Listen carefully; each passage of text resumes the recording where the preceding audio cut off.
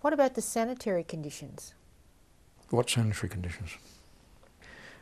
Okay, if you occupied a position long enough, then you would dig latrines, providing, of course, that you could dig something in on the ground, and you use the latrines, and which you would cover up afterwards.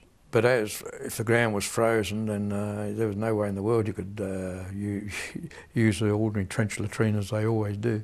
And when we're on the move, one stage, I think it was 7 weeks before we were able to change clothing and have a shower.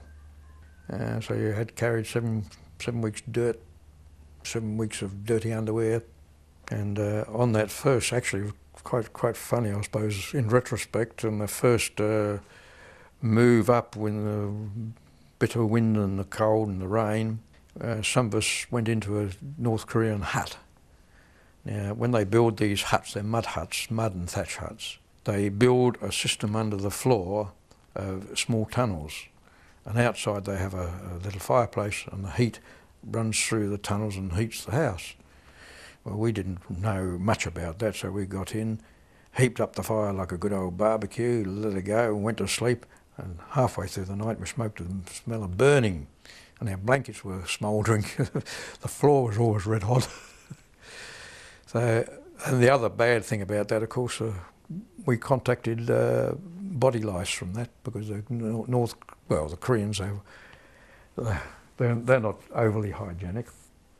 I mean, for example, the North Koreans, or South Koreans, but mainly the agricultural population, they wore their clothing, which is mainly white clothing. They'd wear it out in the fields.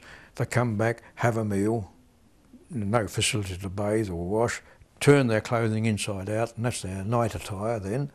And then they get up in the morning, turn it back outside again, and off to work. They weren't really sanitary conditions, and body lice was everywhere. And we carried our body lice on us for another 2 or 3 weeks before we could burn the gear when we got issued some new one. We went to found a bath unit, with mobile showers. And water was rationed each day?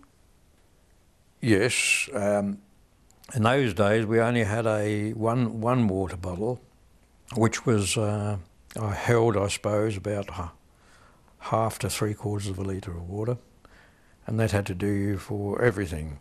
For shaving, because they insisted on you shave daily, and the rest for cooking. And it didn't last long. And in the winter, of course, when the water trucks come round, they would be frozen solid, and the driver would stand outside at the end where the taps were with a blow lamp, with a blow torch, thawing the water out as it got into your water bottle, and of course by the time it's in your water bottle it's frozen again. So you try to use snow into a cup to boil up and use that for a shave. And a lot of people think I'm pulling their leg when I tell them this. You get a thing with just about boiling water, dip your shaving brush in, to lather up, go back to dip your shaving brush in again, and it's frozen solid again within about 30 to 40 seconds. So, incredible.